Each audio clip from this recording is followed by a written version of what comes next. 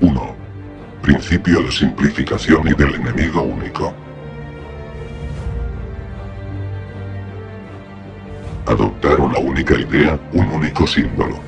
Individualizar al adversario en un único enemigo. Ejemplo de esto puede ser la esvástica, la cruz, el concepto nación, democracia o libertad, conceptos simples y a los que difícilmente cabe oponerse. La simplicidad de esas ideas es directamente proporcional a su utilidad. El enemigo, igualmente, debe ser reconocido bajo un solo rótulo, un solo concepto. Los rojos, los antidemócratas, los inmigrantes, etc.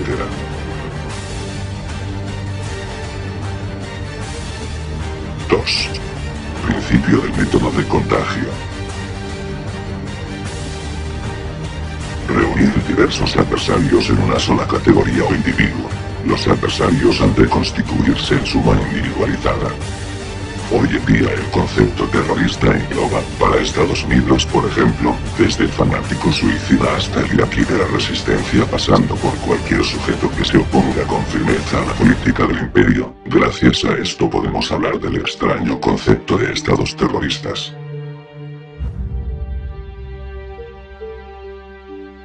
3. Principio de la transposición. Cargar sobre el adversario los propios errores o defectos, respondiendo el ataque con el ataque.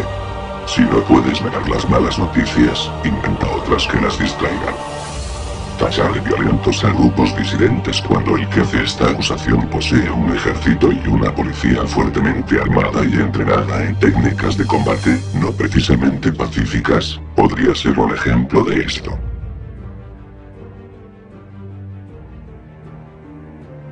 4. Principio de la exageración y desfiguración.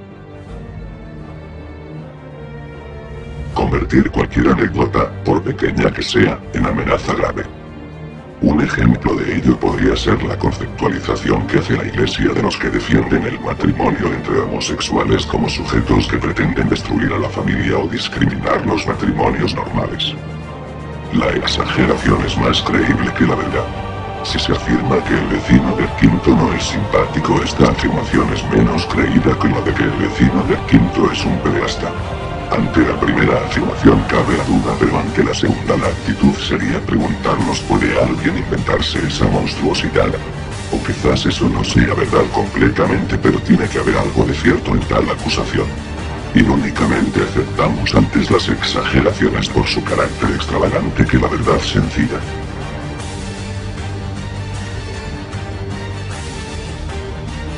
5. Principio de la vulgarización. Toda propaganda debe ser popular, adaptando su nivel al menos inteligente de los individuos a los que va dirigida. Cuanto más grande sea la masa a convencer, más pequeño ha de ser el esfuerzo mental a realizar. La capacidad receptiva de las masas es limitada y su comprensión escasa. Además, tienen gran facilidad para olvidar. La propaganda no debe ser compleja sino simple para que el populacho la asimile con facilidad. No cabe decir la política territorial de tal partido pretende una estructura de la nación menos cohesionada. Esta descohesión tendrá graves consecuencias económicas y sociales. La propaganda correcta sería: tal partido va a dividir España, los catalanes, o vascos o lo que sea, son insolidarios, etc.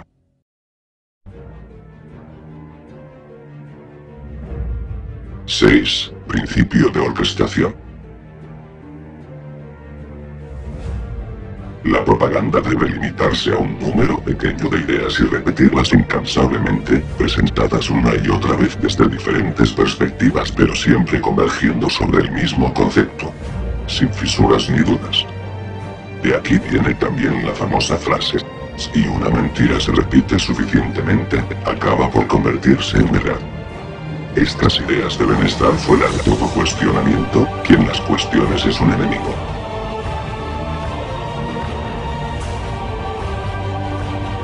7. Principio de renovación. Hay que emitir constantemente informaciones y argumentos nuevos a un ritmo tal que cuando el adversario responda el público esté ya interesado en otra cosa. Las respuestas del adversario nunca han de poder contrarrestar el nivel creciente de acusaciones.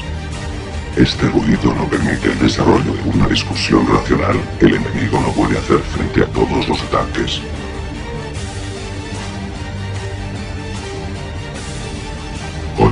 Principio de la verosimilitud. Construir argumentos a partir de fuentes diversas, a través de los llamados globos sondas o de informaciones fragmentarias.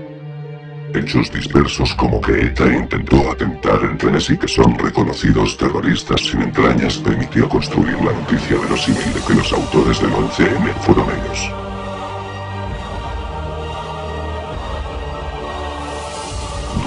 Principio de la silenciación. Acallar sobre las cuestiones sobre las que no se tienen argumentos y disimular las noticias que favorecen el adversario, también contraprogramando con la ayuda de medios de comunicación afines. El pasmoso silencio de los partidos sobre los logros de los adversarios o sobre sus propios casos de corrupción es ejemplo de este principio. 10. Principio de la transfusión. Por regla general, la propaganda opera siempre a partir de un sustrato preexistente, ya sea una mitología nacional o un complejo de odios y prejuicios tradicionales. Se trata de difundir argumentos que puedan arraigar en actitudes primitivas. Actitudes enclavadas en los más oscuros rincones del alma humana como la xenofobia, el racismo, el machismo, etc. sirven para construir fuertes aparatos propagandísticos.